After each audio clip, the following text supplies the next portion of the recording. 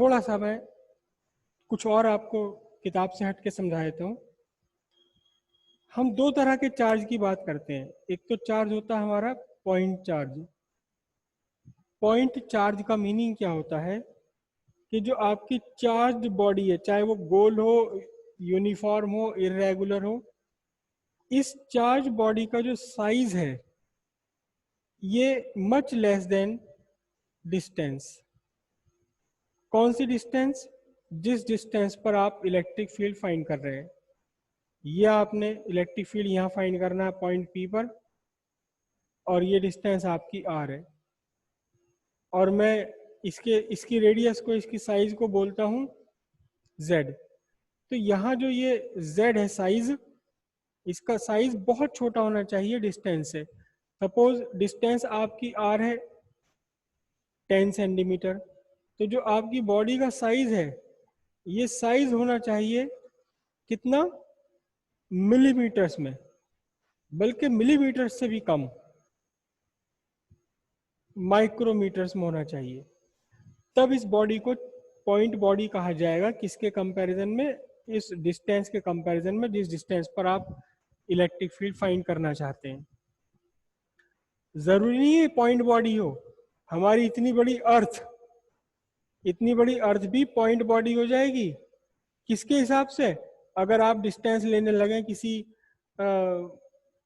Star का distance यहाँ से लेने लगे अदर देन सन के अलावा किसी और दूसरे स्टार का डिस्टेंस लेने लगे, तो हमारी पूरी अर्थ भी पॉइंट बॉडी हो जाएगी। डिपेंड करता है कि बॉडी का साइज और जिस डिस्टेंस पर आप इलेक्ट्रिक फील्ड फाइंड कर रहे हैं उस डिस्टेंस में कितना डिफरेंस है। बॉडी का साइज इस डिस्टेंस से बहुत बहुत कम होना चाहिए, तब हम इसे पॉइंट बॉडी कहेंगे। तो ये तो बात रही पॉइंट चार्ज की। और एक और चार्ज है जिसे हम बोलते हैं extended charge distribution. Extended charge distribution. अब ये एक्सटेंडेड चार्ज डिस्ट्रीब्यूशन का मतलब क्या होता है कि आपका जो साइज ऑफ बॉडी है, size of body comparable to distance, distance के कंपेरेबल होनी चाहिए। अगर है तो फिर हम इसे एक्सटेंडेड चार्ज डिस्ट्रीब्यूशन बोलेंगे। अब ये तीन तरह का होता है। एक्सटेंडेड चार्ज डिस्ट्रीब्यूशन तीन तरह का होता है। कैसे? जो कल हमने पढ़ा था, पहला linear charge distribution. Linear charge distribution का मतलब क्या है कि आपका जो चार्ज है वो किसी एक पॉइंट बॉडी पर नहीं है, बल्कि ये चार्ज फैला हुआ है। कहाँ फैला हुआ है ये चार्ज? ये एक लाइन पर फैला हुआ है। ये लाइन इनफाइनाइट लेंथ की भी हो सकती है और कम भी हो सकती है। ये लीनियर चार्ज डिस्ट्रीब्यूशन कहा जाएगा। और जब हमें इलेक्ट्रिक फील्ड फाइंड करना है किसी एक पॉइंट पर, यहाँ फाइंड करना है इलेक्ट्रिक फील्ड पॉइंट पी पर, पॉइंट की पी की लीन परपेंडिकुलर डिस्टेंस है आर, और ये जो साइज आपका बॉडी का है, मतलब length of charge body, length of charge body, यानी कि आपका जो तार है, वायर है और थ्रेड है, धागा है या तार है, कुछ भी है, इसकी जो लेंथ है वो कंपेरेबल है आर के। मतलब डिस्टेंस ये 10 सेंटीमीटर है और ये लेंथ आपकी 50 सेंटीमीटर, 100 सेंटीमीटर या 10 सेंटीमीटर या 5 सेंटीमीटर, 5 सेंटीमीटर भी अगर है तो इस 10 सेंटीमीटर के कंपैरिजन में 5 सेंटीमीटर को आप पॉइंट चार्ज नहीं कह सकते। तो जब लेंथ, चार्ज बॉडी की लेंथ कंपेरेबल हो, किसके कंपेरेबल हो?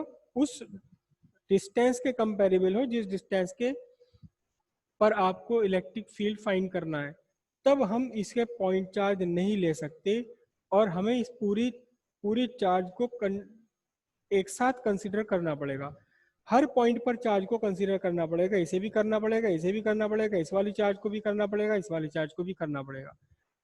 और तब हम पॉइंट चार्ज का कोई भी फॉर्मूला यूज नहीं कर सकते, पॉइंट चार्ज का कोई भी फॉर्मूला हम यूज नहीं कर पाएंगे। दूसरी कंडीशन क्या है? दूसरी कंडीशन है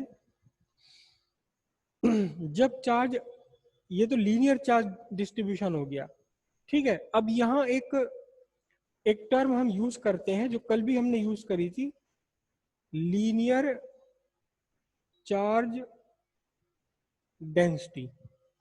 linear charge density, linear charge density का मतलब क्या हुआ? देखो, ये आपका पूरी लेंथ सपोज एल है, पूरी लेंथ एल है और इस पर टोटल चार्ज है Q,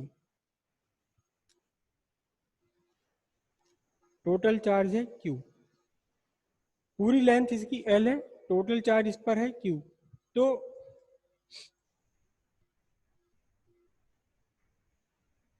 charge on length L कितना है?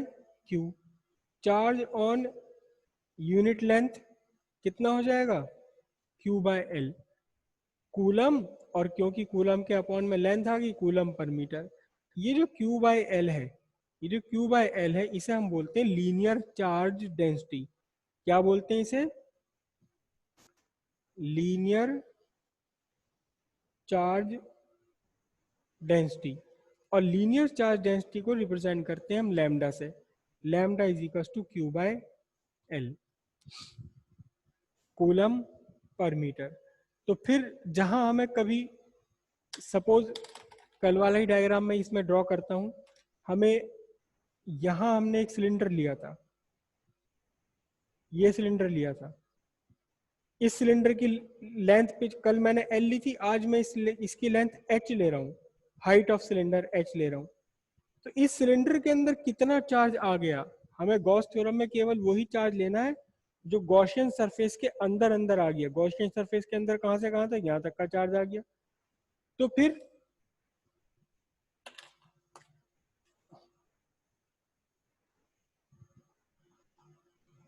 चार्ज पर यूनिट लेंथ कितना है? लैम्डा। तो चार्ज, ये यूनिट लेंथ पर है, चार्ज एच लेंथ पर कितना होगा? एच लेंथ पर होगा charge lambda H.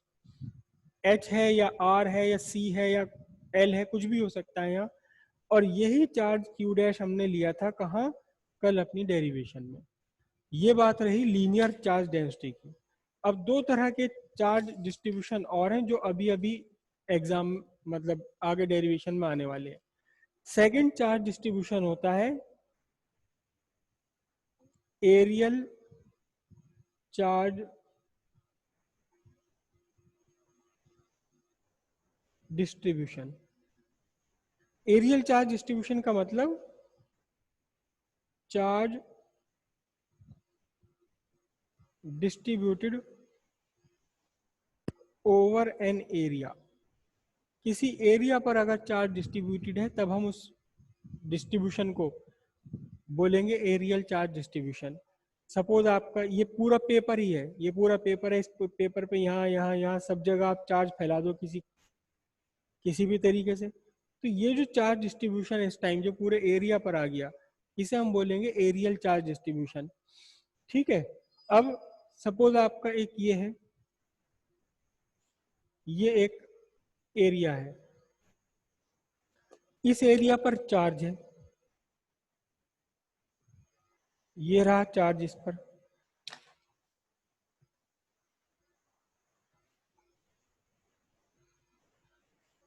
Area of surface, area of surface A है, total charge, total charge on the surface है क्यू। तो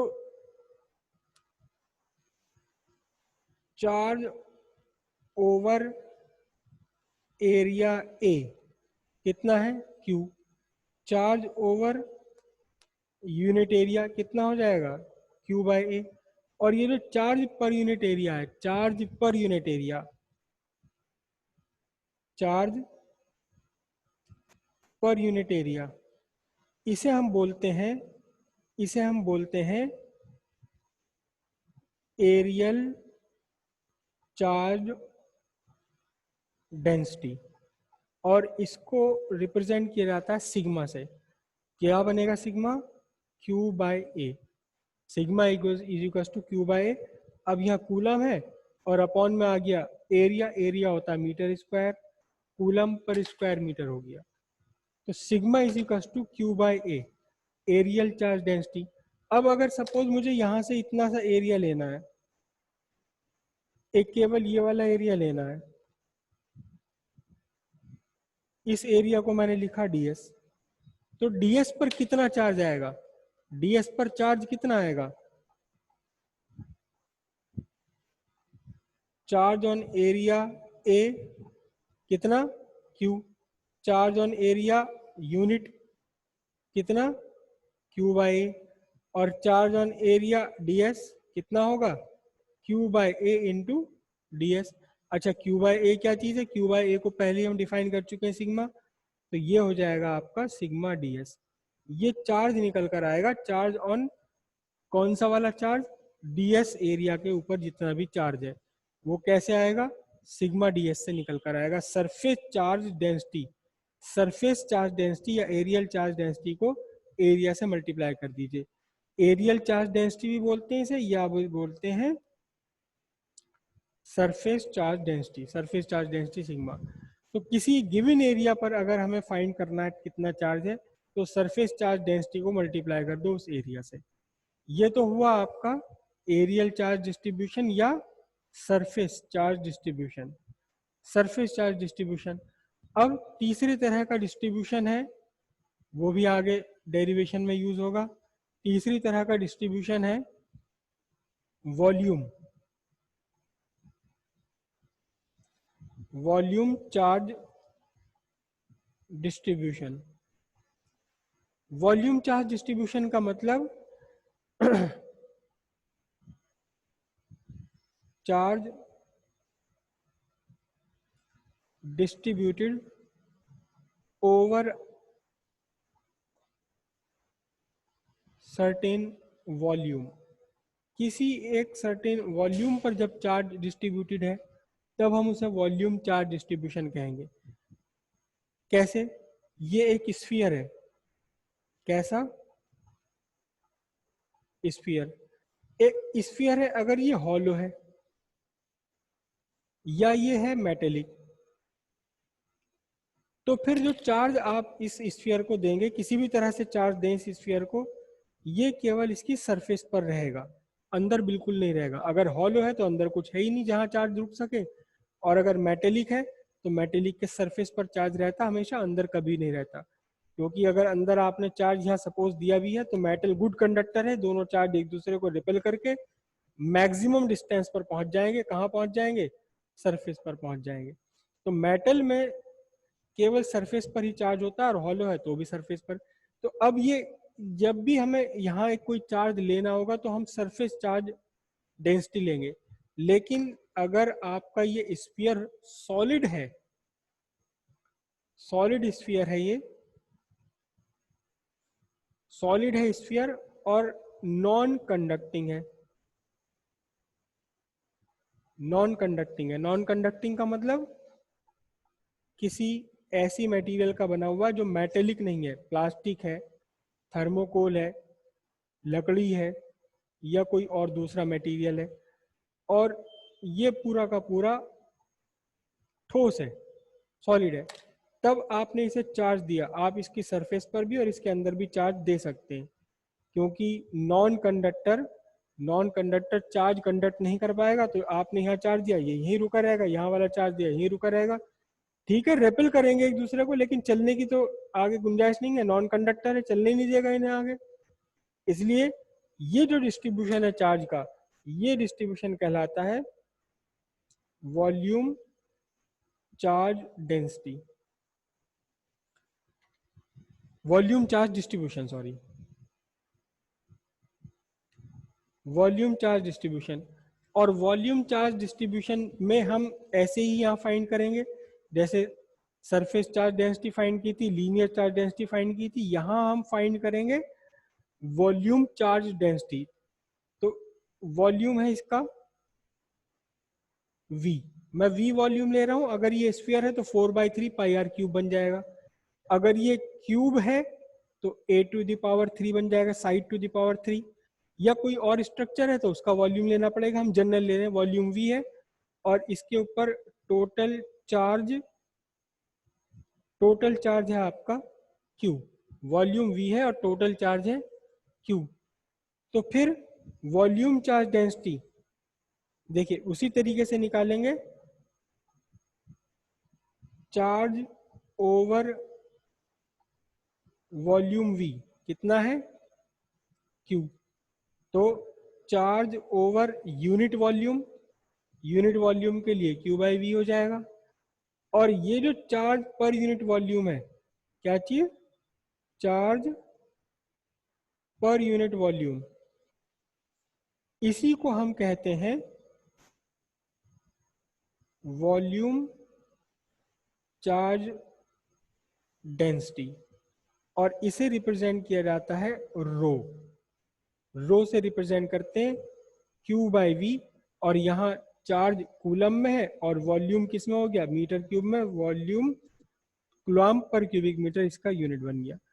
तो अगर हमें इसमें से कहीं कोई छोटा सा वॉल्यूम कंसीडर करना पड़ रहा, सपोज हमें एक छोटा वॉल्यूम ये कंसीडर करना पड़ रहा है अपनी कैलकुलेशन में, गॉस थ्योरम में, ये वाला वॉल्यूम सपोज हमें लेना है, मैं इसका वॉल्यूम लिखता हूं dv। क्या लिख रहा हूं इसका, dv लिख रहा हूं। तो चार्ज ओवर यूनिट वॉल्यूम तो है q/v, तो फिर चार्ज ओवर वॉल्यूम dv कितना होगा, ये निकल कर आएगा आपका, यूनिट वॉल्यूम का तो ये है q/v, और इसको आप अपने उस वॉल्यूम से मल्टीप्लाई कर दें जिस वॉल्यूम पर चार्ज आपको फाइंड करना है। और q/v पहले ही आपने लिखा हुआ है, q/v पहले ही आपने क्या कहा हुआ है, वॉल्यूम चार्ज डेंसिटी। तो रो dv ये वोल्टेज वाला v नहीं है, ये वेलोसिटी वाला v नहीं है, ये वॉल्यूम वाला v है। तो ये आपका निकल कर आएगा चार्ज उस वॉल्यूम का चार्ज जिस वॉल्यूम को आप कंसीडर कर रहे हैं, dv वॉल्यूम कंसीडर कर रहे हैं, dv वॉल्यूम पर चार्ज निकल कर आ जाएगा q' रो dv। अब सपोज ये आपका स्फीयर है कैपिटल R, बड़े वाला, और सपोज आप अंदर जो चार्ज ले रहे हैं, अंदर जो वॉल्यूम ले रहे हैं वो भी स्फेरिकल है जिसकी रेडियस है स्मॉल r। तो फिर ध्यान से देखना, यहाँ कैपिटल V की जगह 4/3 पाई r कैपिटल R क्यूब बन जाएगा, और स्मॉल v की जगह क्या बन जाएगा, 4/3 पाई स्मॉल r क्यूब। जब वॉल्यूम चार्ज डेंसिटी फाइंड करोगे तो टोटल वॉल्यूम आपको लेना पड़ेगा, टोटल वॉल्यूम कितना होगा, 4/3 पाई कैपिटल R क्यूब। और जब आप अंडर कंसिडरेशन चार्ज का वॉल्यूम फाइंड करोगे तो 4/3 पाई स्मॉल r क्यूब बन जाएगा। ये बात क्लियर हुई या नहीं, कोई बताइए।